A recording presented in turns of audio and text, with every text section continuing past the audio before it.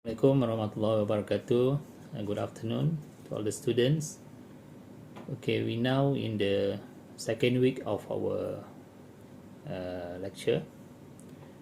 So under Malaysian Studies and Culture, the chapter 2 will be the imperialism and colonialism's era.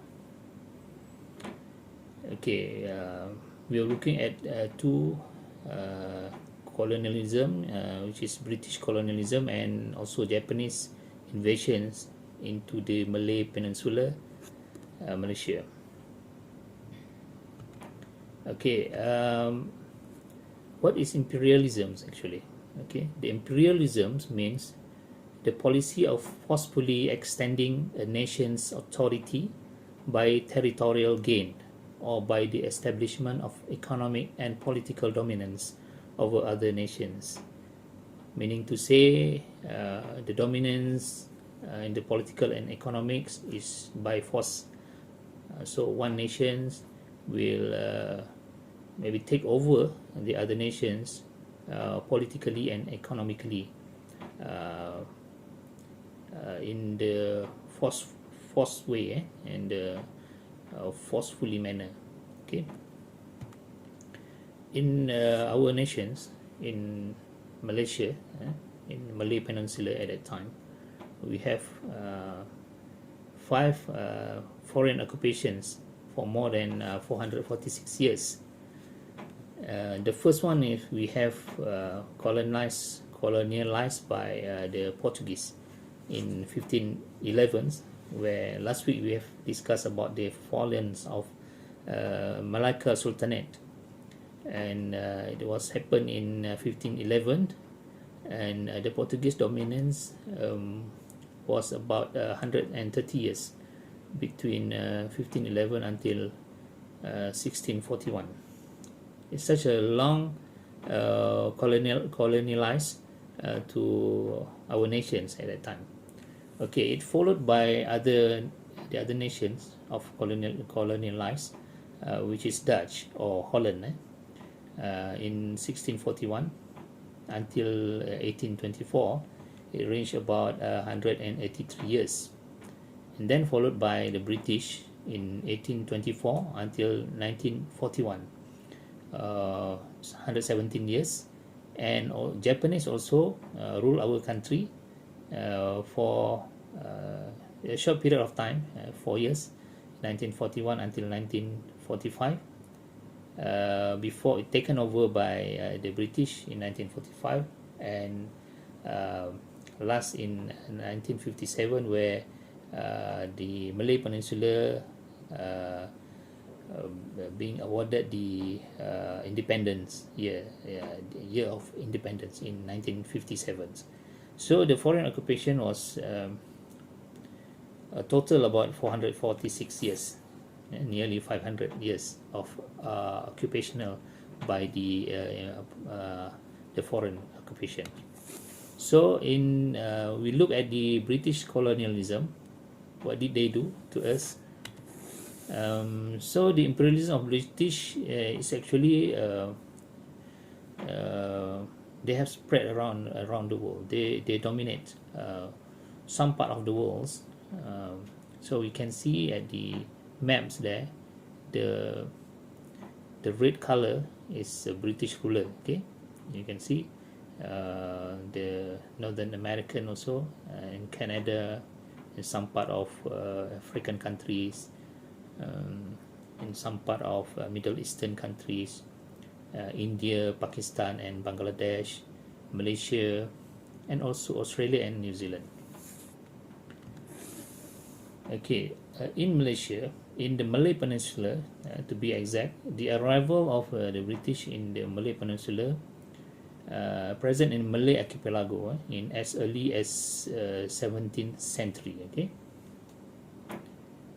so in 1761, Sultan Selangor or Sultan Ibrahim had trade relations with British traders.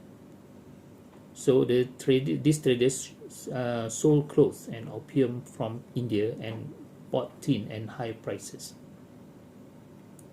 So the British rules the India and also some part of ASEAN countries, especially in Malaysia. So in 1795, British began monopolizing the trades in Malay states. So in 1818, the monopoly of tin became permanent after the agreement of Sultan Selangor and Sultan Perak was signed. Okay, you can see the British early traders in Malaysia starting from 1761, as early as 17th century, and later on they monopolized the tradings in the Malay states. You can see the early British interventions was in Penang Islands. Okay, in 11 of August 1786, Francis Light raised Union Jack flag in Penang. Here we call it Pulau Pinang, but they call it Penang. British call it Penang. Up to now, the West will call Pulau Pinang as Penang. So, on condition to provide the military assistance if Kedah attacked by its enemies. So there have been an agreement between the Sultan Abdullah and the Francis Light, where they try to, they are given assurance that the Siamese or the Thailands, the Thais, if it is attacked by, if the Kedah attacked by Thai, so the British will protect them. So that's an agreement. So in Singapore, in 6th of February 1819, Stamford Rifles setting up a British trading post in Singapore. So meaning to say they have some of trades in Singapore as early as 1819. Then by taking advantage from Johor Riau Sultan throne conflict. So, and then Sir Stamford Rifles installed Tengku Hussein as Sultan, and in return British were allowed to start military and trading base in Singapore.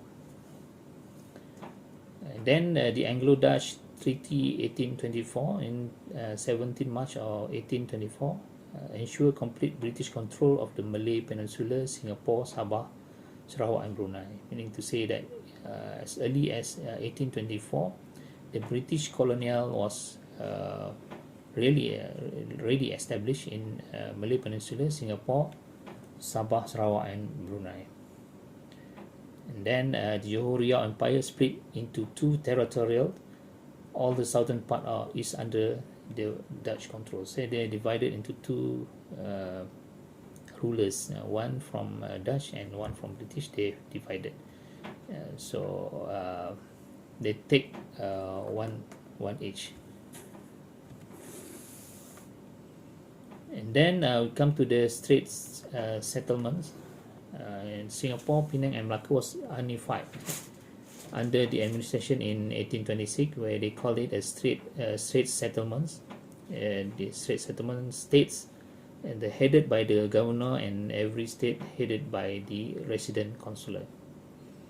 So the British rules the Straits settlements state in Malay Peninsula at that time, and 1832 the Straits Settlements Center was moved to Singapore from Penang.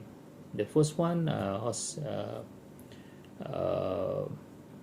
Penang is the center for their administrations, and then in 1832 they moved to Singapore. What is the factor of British intervention in Malay states? So the first one is economic incentives, where the industrial revolutions in Europe further fueled the British for tin trade monopoly. So they need more tin, so that they have to go to somewhere to find more sources for tin. So in this case, Malaysia is one of their target, or Malay Peninsula is one of their target. Number two is the political factor, where the imperialism ideology, where the other Western power also aggressively expanded their colonial territories. So they have to race each other. The British, the Portuguese, the Dutch, they have to race each other to colonize the territories in some other parts of the world. So you can see the Belgium, France, Portugal, Spain, United States also very aggressive, go out and try to colonialize other countries to get their sources. So intervention in other Malay states is started from the Pangkor Treaty signed on 20th of January 1874 by Sultan Perak and British. So Perak agreed to accept British residents as advisor in administration affairs, and the resident system expanded to other states as well, such as Selangor, Sungai Ujong, Negeri Sembilan, and Pahang. So in these regions, there are agreement from the Sultan of the area, and also or the rulers of the areas and the British administrators. So the agreements maybe including tradings and also purchasing of lands and all that. So the resident system weaknesses, there is no clear-cut system. Okay, there is no clear systems actually. So the resident needs to use their own wisdom. So what they do of what they are thinking good for them. So they impose anything that they want at that time. So no clear guideline and controls from the British governor actually. So the residents began to override the power by obstructs the rights of local officials, and Sultan no longer had absolute power. So the Sultan of the some states in Malay Peninsula at that time losing their power.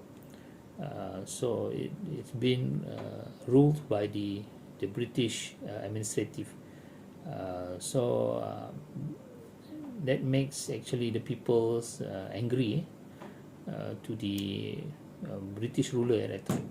So development were confined to areas with higher economic potential. So they are focusing on the potential economics.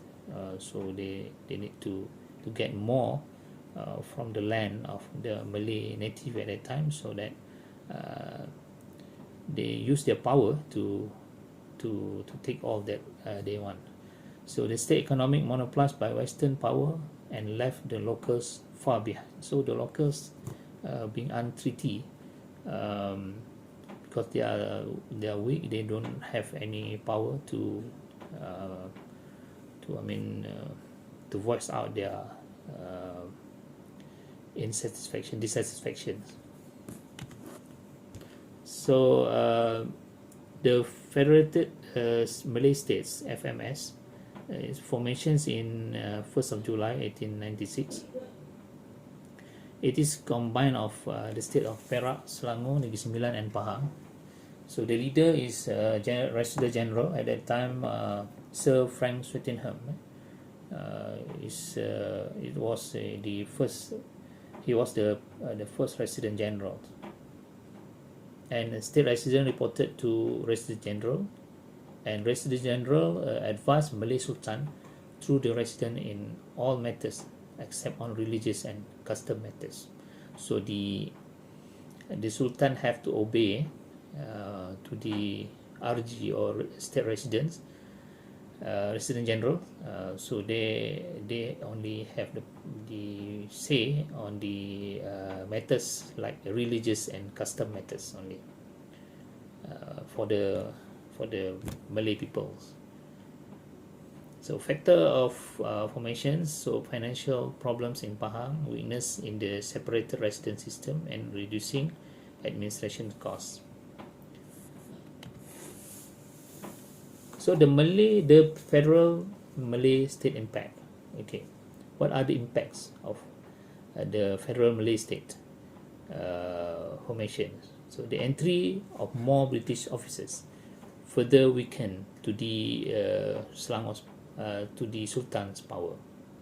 So the Sultan from day to day losing their power to the British administration.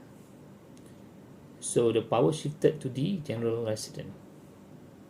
The entry of Chinese and Indian laborers, which contributed to the multicultural society in Malay Peninsula. So the British brought in the workers from the cheap laborers from Chinese and India, from China and India, to work in Peninsular Malaysia at that time. So there are hundreds, thousands of them coming to the Malay Peninsula at that time, and then this caused the dissatisfactions amongst the Sultan. So another unfederated Malay states was formed in 1909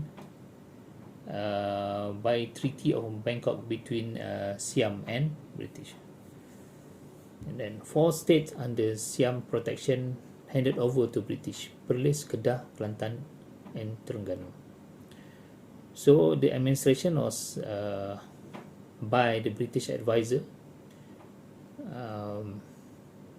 but in unfederated Malay states, the Sultan has more authority. The unfederated Malay states administration is actually separated from the federated Malay states. Okay, Johor was in the unfederated Malay states. Johor only accept British consuls, as Johor had a treaty of protection with United Kingdom in 1885. Johor succumbed the British pressure to change British consul to the British advisor in 1914. However, Johor sovereignty and the Sultan earned some degree of independence, unlike other Malay states. So Johor was different in the treatment by the British at that time. In 1920 and 1941, this decentralizations happened. Okay, it's proposed by British High Commissioner in the Malay Peninsula. So the competition for authority between the Resident General and High Commissioner. British wanted to unite all the Malay states, the Strait settlements, the federated Malay states and unfederated Malay state, to reduce administrative costs. The decentralization plan was interrupted in 1941 when the Malay Peninsula was occupied by the Japanese. So Japanese came in 1941 and all the plan for the decentralization was interrupted at that time. So we come to the Japanese invasion. When it's happened? So it happened in 8th of December 1941. The Japanese came to the Malay Peninsula through the state of Kelantan, and they managed to capture all the Malay states on the February 1942. So within 2-3 months, they have conquered all the Malay states in 1942. So how it can happen? So, at that time, British was our ruler, okay, Malay states ruler at that time. But at that time, British were unprepared. So the financial difficulties by the British also contribute to another difficulties for the British. So the Japan attack by sea and British naval defense were too weak at that time. So Japanese soldiers were highly motivated, trained, used efficient combat tactics. Why they came in to the Malay Peninsula? Because to restore public order. So they are coming for the Asia for ASEAN and try to monopolize the economic resources of the Malay Peninsula. They come as invader, okay, as a colonialized as a colonial. So if you can see the picture where the coming of Japanese soldier using bicycles, and they have also the machine, the big machine, the fighter jet, and also by sea. So they invade through land, sea, and air force. What are the effects of the Japanese occupation to the Malay Peninsula? So on socials, you can see the operations of the Chinese people, while the Malay were treated better. So the Japanese treat the Chinese badly at that time, but they are being nice to the Malay. So this caused a rift between the Chinese and Malays, and country face food shortage and rely on cassava. So locals faced health problems due to the malnutrition and lack of medical supplies, and rationing remained in full force even after the British return in 1945, and more stocks of food and other essentials began coming in. So after the invasion of Japan, where the British returned in 1945 and took over from the Japanese, so the food still shortage at that time, but eventually became better and better. On the economic side, you can see that the Malay Peninsula underwent economic depressions at the time. Tin and rubber trade went into decline, and as a result of damage during Japanese invasion, the value of the currency fell badly, and Japanese introduced banana leaf currency but had little value due to under control of printing. So they print more money, but the money was undervalued. There is no value for the money. So how can you buy anything without any value? Okay. So on the political sides, these Japanese invasions brought political awareness to the local population.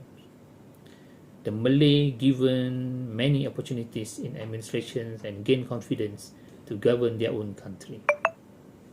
The local aware the weakness of British rule, and then this led to the spirit of nationalism.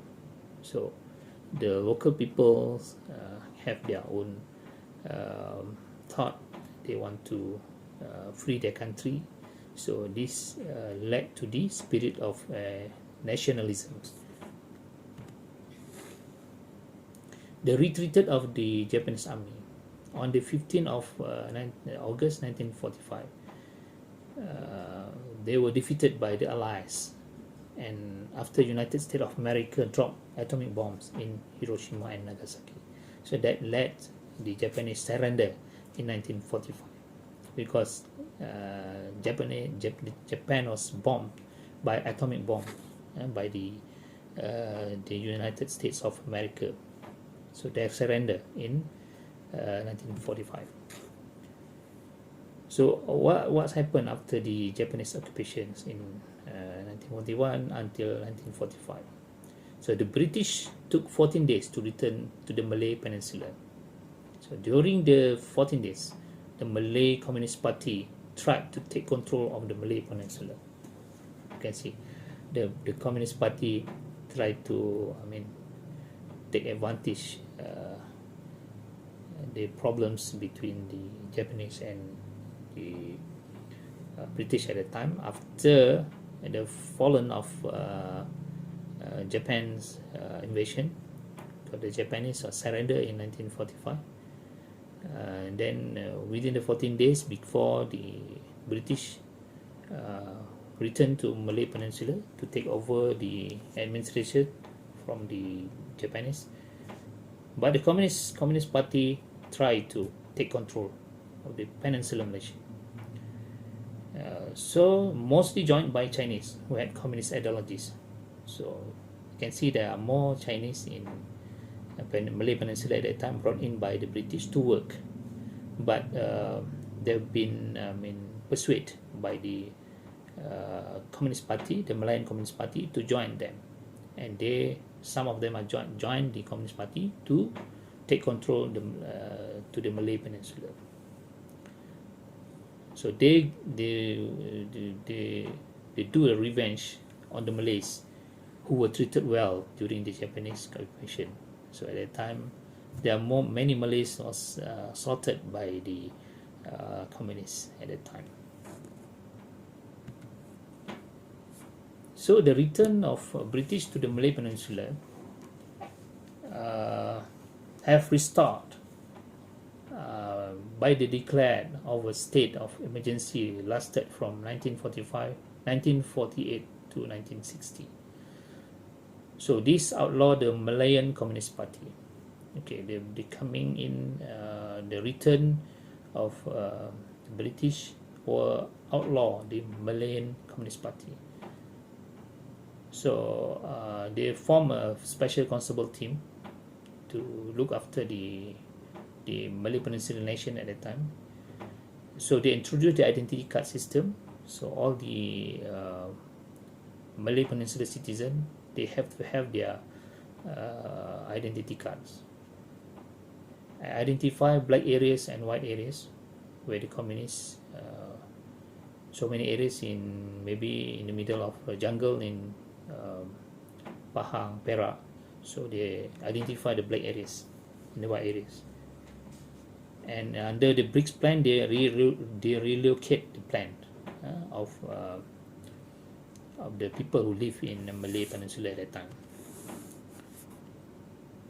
I think that's all for the second week of my lecture.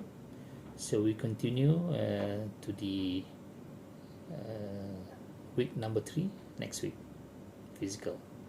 Thank you very much and take care to all the students. Assalamualaikum.